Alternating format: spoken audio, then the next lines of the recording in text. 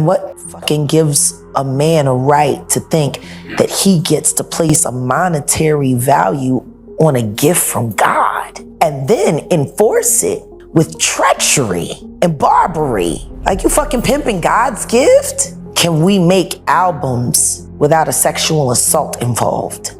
Can we make albums without peeping toms looking in girls' green rooms and dressing rooms? Can we make albums without the girls in the videos being sodomized right before they were thrown on camera and told to smile? Otherwise, they were gonna get sodomized again, but sniff this shit and you'll be okay. Can we release projects without any of that kind of shit happening? Hey, loved ones, and welcome back to a fresh episode of the Diddy series. To begin, I would like to state that researching this man's life, I had such a hard time accepting that this was real. The volume of information was astounding. Dare you consider the entire dynamic of what has been going on for all these years? It's enough to send anyone down a deep, dark rabbit hole. The case of Diddy isn't just one case, rather it's a series of different cases, and there are a lot of them. Here's what it's like. For one case to do with Diddy, underneath that one, there are so many layers to just that one case. But as I stated, there are so many, and so it became like a big criminal pyramid scheme. What I can tell you with confidence from my studies on Diddy was, with Diddy, there's no limit. For him, the deeper, the better. Take that how you will. But that's with everything. For instance, if Diddy did something wrong, he would do it worse the next time. And the next time, he would pay better to cover it up by paying more than he did the time prior. It's like a big, vicious cycle, just again and again. The fact that Diddy is locked up right now as we talk about this might be the actual end of a living hell for a lot of people. But it's also a sad outcome too, because at the heart of the story comes all the people that he harmed, he hurt, and he abused for a very, very long time. So what are people saying? Who hasn't said anything yet at all? What else will we come to learn about the man that they call P. Diddy, Puff Daddy, Puffy, Love, aka Brother Love? Well, let's just start at the beginning with Sean John Combs. Sean John Combs was born on November 4th, 1969 in the Harlem neighborhood of New York City, but he would be raised mainly in Mount Vernon, New York, a city in Westchester County, after a serious crime was committed against his father, Melvin Combs. In 1972, Melvin Combs was killed on the streets of Harlem while he was an associate of a convicted New York drug dealer, Frank Lucas. Melvin was only 33 years old and had been sitting in a car on Central Park West during the time that he was shot. At the time, Sean, which I'm just going to refer to him by the name of Diddy to make this super easy for the rest of the series, he was only 3 years old when his father died. And for a long time, his mother told him that his father had died in a car crash in order to protect her son from the reality of crime in the streets. It's said that his father's murder was never solved. In fact, it was never even investigated. I don't have a lot of memories of my father. They say, you can't miss something you never had. So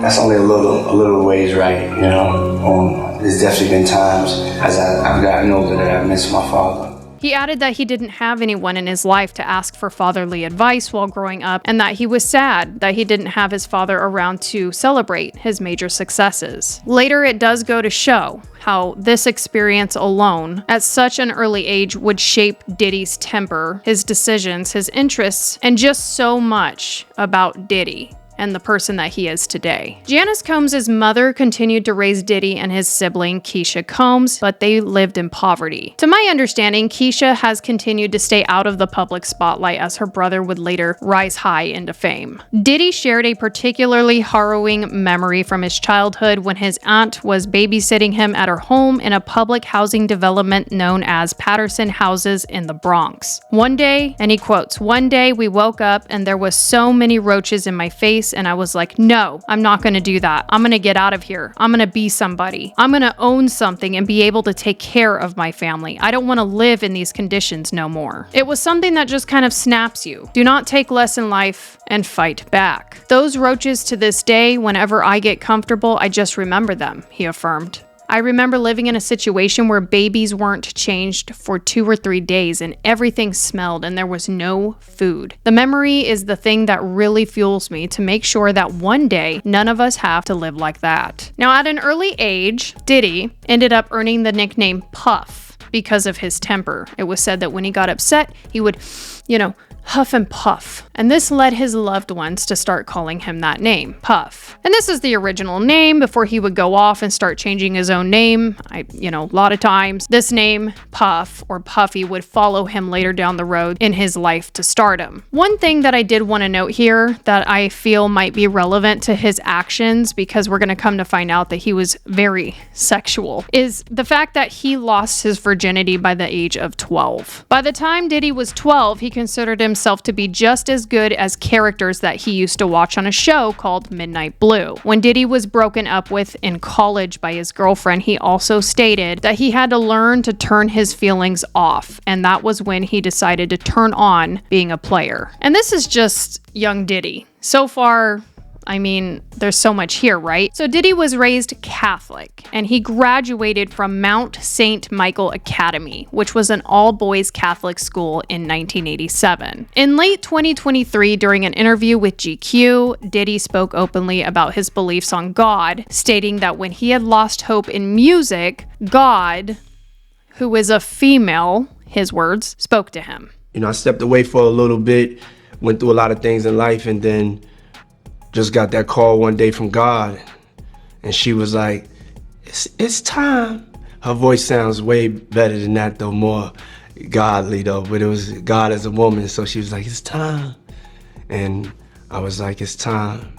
And I was like, I wanna make R&B, because I was asking myself the question, if you had to do one thing for the rest of your life, what would you do? And that would be make music. That would it bring you joy? That would be make music. Diddy majored in business administration at Howard University, producing weekly dance parties and running an airport shuttle service while attending his classes. Eventually, he left the university to take on an internship at Uptown Records, which subsequently resulted in a position as a talent director in 1990. Now, before we enter the music era for Diddy, let's note that this school, Howard University, ended up giving Diddy an honorary degree later in 2014 in hopes that he would be called doctor. An honorary degree means that you've done something honorable in society and they credit you for it, waiving the usual degree requirements. The honorary doctoral degree recognizes individuals whose achievements are extraordinary and have a lasting distinction. And even though I only completed 2 years here at Howard,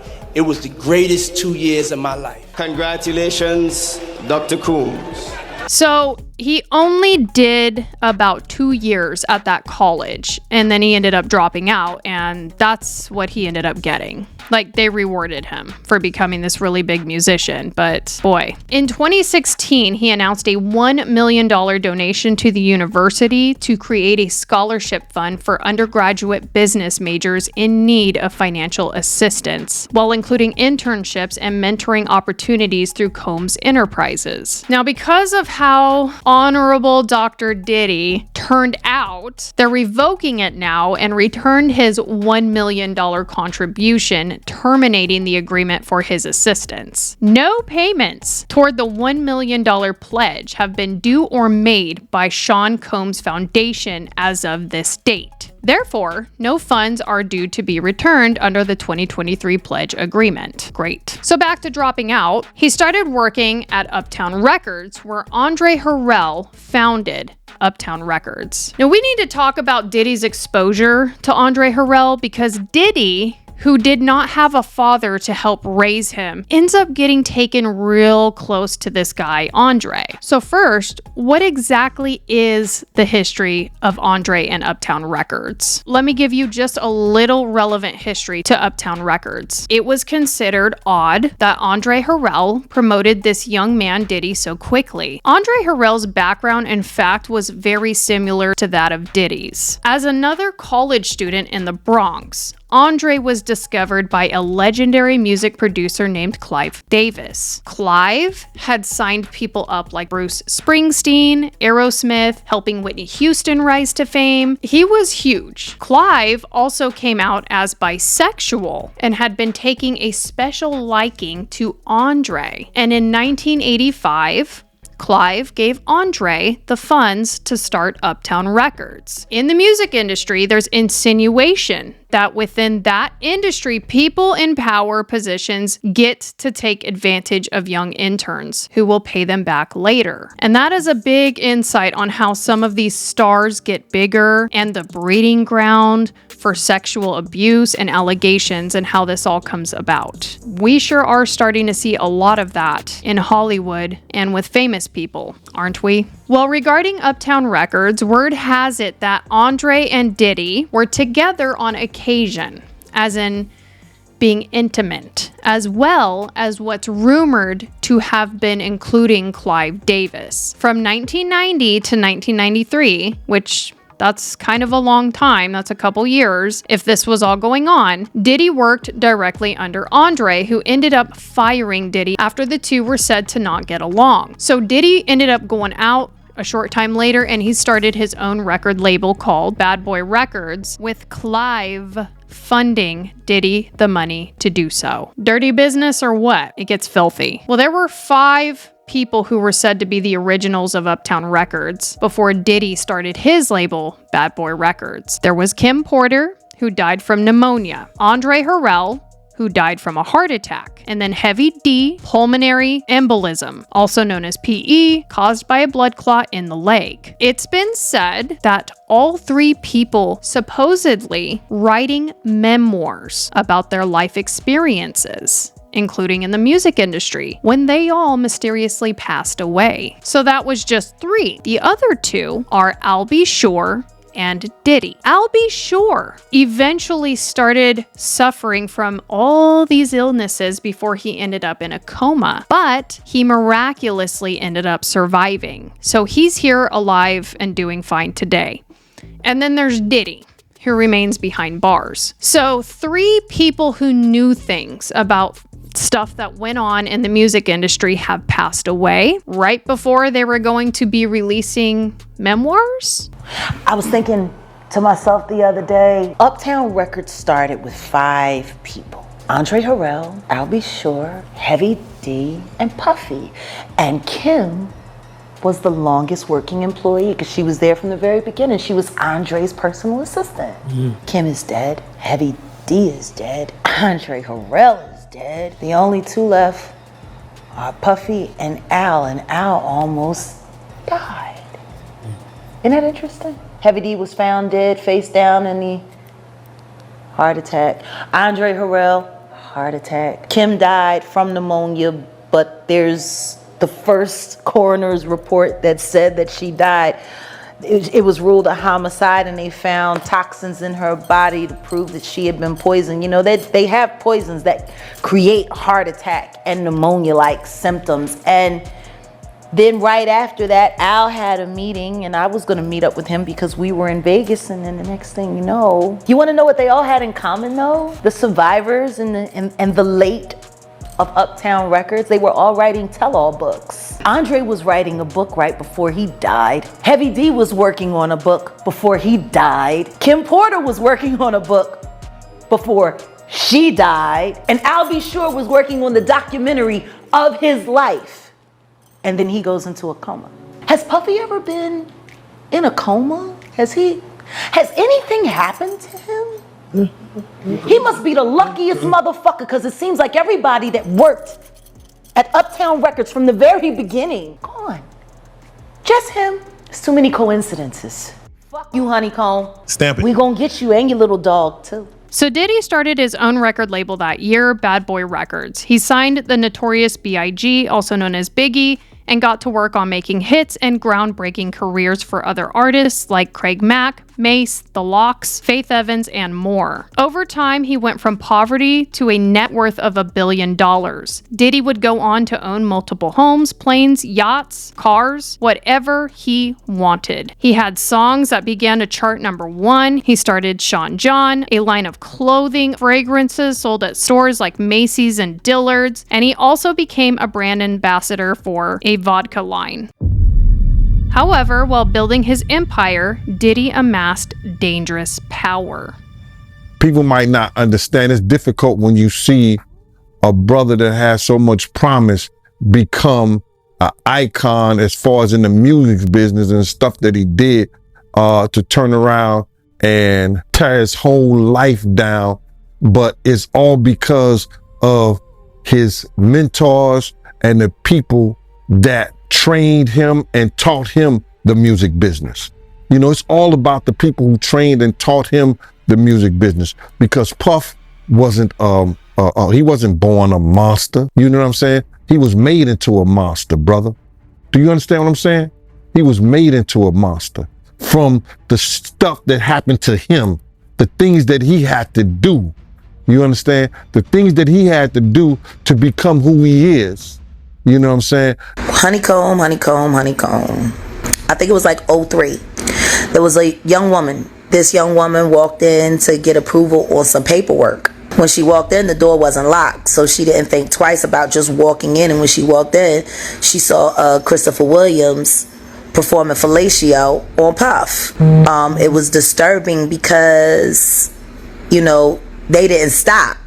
She just walked out. He came into her office and was like, yeah, so you came in there, so what? What you gonna do? You wanna say something? And she was like, oh no, she was like, I just don't understand why you left the door unlocked. If you were in there doing that, why would you leave the door unlocked? He said, I'll do whatever the fuck I want to do in my building. And I just don't know. He was like, it's power, see? He said, if I can make a man suck my dick, I can make people do anything for money. That's what you said, Puff, about Christopher Williams sucking your dick for a demo deal. And you cut him a check.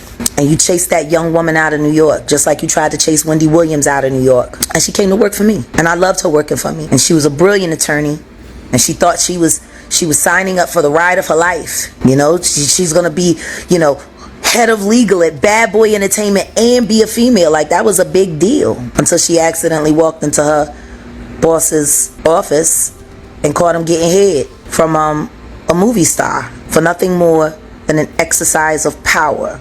That's you, Honeycomb. That's why I call you Honeycomb, because you smack so sweet. You chased that woman out of your offices because she saw you being you, and then you threatened to ruin her life. She ain't had nothing to do with you being no sodomite, forcing men to do degrading acts just so you can prove how powerful you are. Take a fucking punch, bitch. Show people how powerful you are. What I'm saying shouldn't hurt you.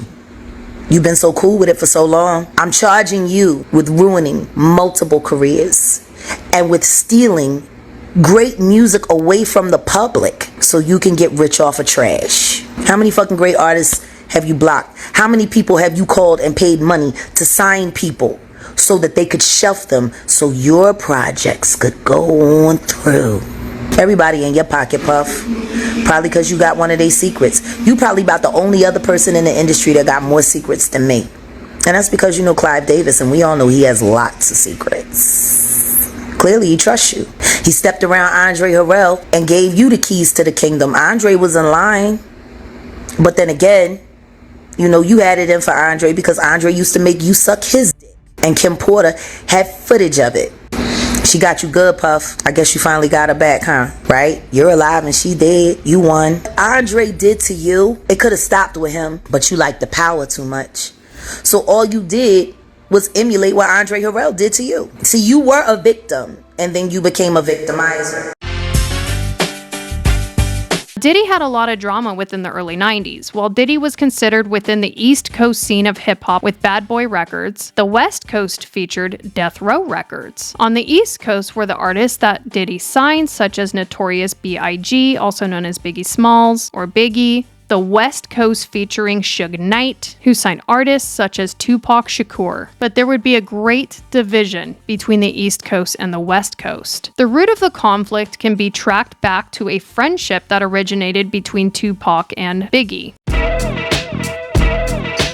Originally, the two were friends, both being prominent figures in the American rap scene. Tupac, also Tupac Shakur, was born in New York, so he initially had nothing against New York. However, one incident changed all of that.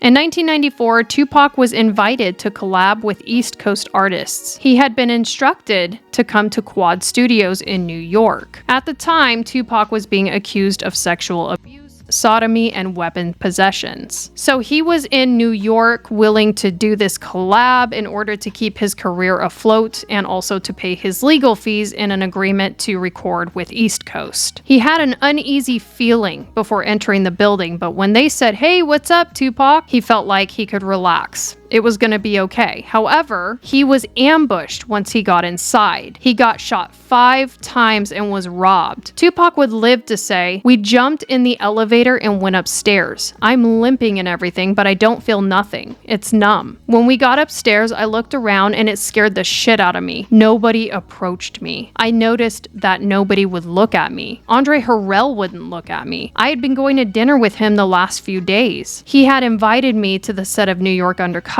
telling me that he was going to get me a job. Puffy, as in Diddy, was standing back too. I knew Puffy. He knew how much stuff I had done for Biggie before he came out." Because of this incident, the East Coast versus the West Coast drama ensued. People indicated that Diddy was potentially behind the attack, although for years he would deny the claim. It didn't help that prior to Tupac getting shot, Biggie had recorded a song called "Who Shot Ya?" And of course, this was released after Tupac's shooting, to which Tupac interpreted as a mockery of the Quad Studios incident. Mid-2024, court documents recently filed against Diddy listed Diddy's involvement 77 times in reference to the actual murder of Tupac that occurred when Tupac and Suge Knight were shot at on September 7th of 1996. Yeah, I know, this guy lived after getting shot 5 times, ambushed, robbed. This guy lived until the night of September 7th. Then he gets shot again. Suge survived, but Tupac succumbed to his injuries. It's been alleged that Diddy offered $1 million to have Tupac murdered. On March 9th, 1997, Biggie was also shot and killed at age 24, and there have been recent speculations on Diddy's involvement in that incident as well. Has accused rappers Puff Daddy and Notorious B.I.G. of involvement in his New York shooting. Pac was like, "Look, I go to New York, I go to the studio. These set me up and shot me. Period." I was like, "Well, you with us?" Saying, "Your friends is my friends, your enemies is my enemies." You shot me 5 times, I came out of jail and sold 5 million. The can't with us, that's how we do it. You know the players is on the west side, that piece. I ain't even trying to make peace, them all. Tupac Shakur has been taken to a hospital where he remains in critical condition. He is being surrounded by friends and family, hoping for a recovery. When I went to go see him, that ain't what I got. He wasn't moving, he wasn't talking, he wasn't breathing on his own. His mama, she pulled me to the side, and that's when I knew it was bad, because she telling me to be strong and all this shit. I'm like, and he laid up, and I just get right on the side of his head and just start talking to him in his ear. Just talking to him. It was some other shit, cuz. Then as soon as I walked out of there, I went in the bathroom and I threw up. Did you know at that moment or early on that Pac wasn't gonna make it? No. That's Superman, cuz I thought he was coming out of that. We seen it before. I watched him do it before. So I was like, he'll be all right, he gonna come out of it. And that shit broke my heart.